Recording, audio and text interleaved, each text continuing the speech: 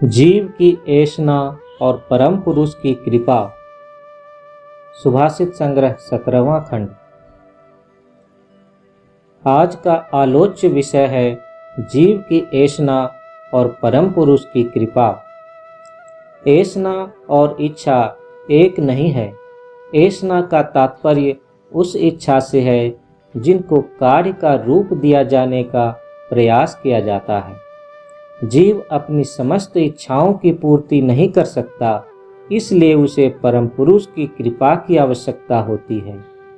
जीवों में मात्र मनुष्य ही नहीं, सभी उन्नत जीव, अनुन्नत और उन्नतोन्मुख जीव, लता, गुल्म, पशु, पक्षी, सभी जीवों की तीन ऐशनाएं होती है।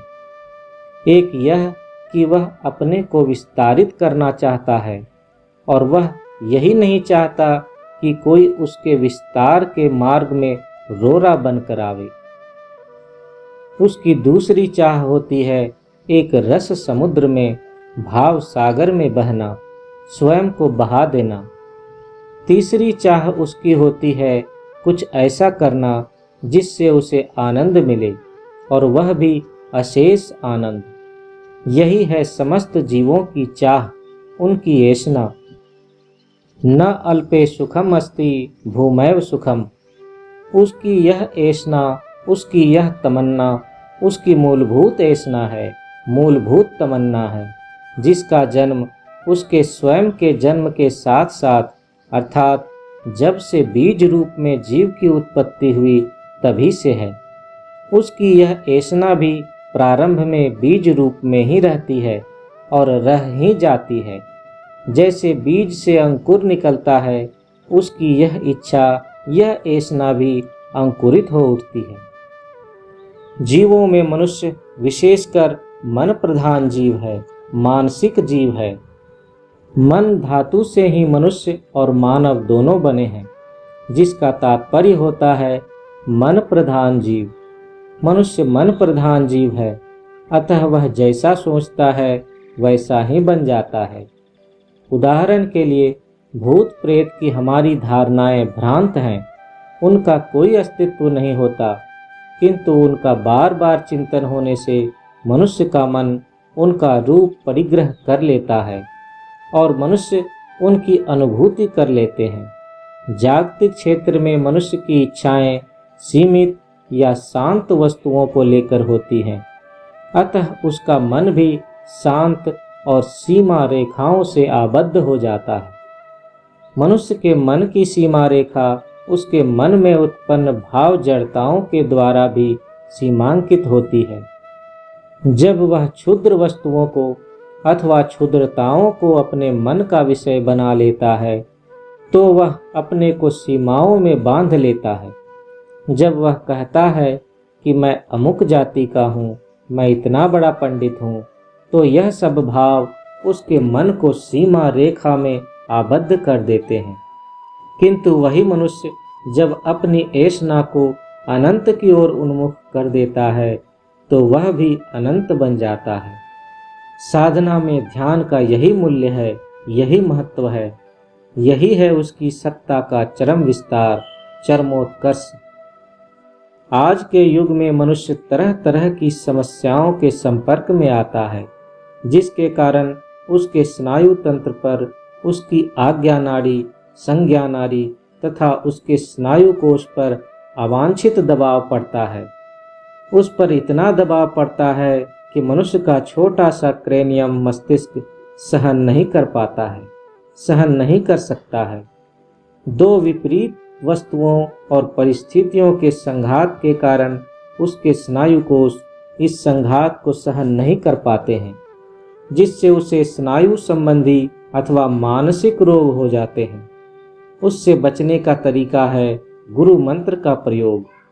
जितने भी कर्म हम करें, अधिक से अधिक कर्म हम करें, हम सदैव यह भावना लेते रहें कि यह मेरा काम नहीं, मेरे प्रभु का काम है और मैं उसके निर्देश के अनुसार करता जा रहा हूँ। मैं उनका ही काम करने के लिए इस धरातल पर आया हूँ।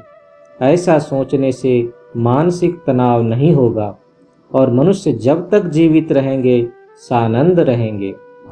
मनुष्य यह भूल जाते हैं, इसीलिए उनके सामने उलझनें आती हैं और तब वे घबरा जाते हैं।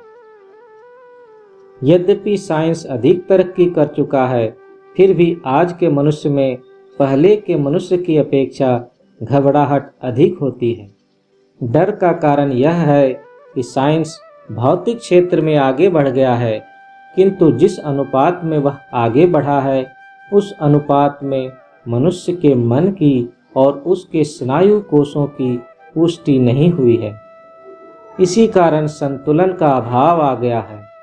इस स्थिति से बचने का सीधा तरीका यही है कि मनुष्य यही सोचे कि मैं उनका ही काम करने के लिए इस धरातल पर आया हूँ, मैं उनका काम कर रहा हूँ और मैं काम कर रहा हूँ उनके ही लिए, उनकी सेवा के लिए। घमंड भी मनुष्य के मन की बीमारी है, जिससे उनका पतन हो जाता है।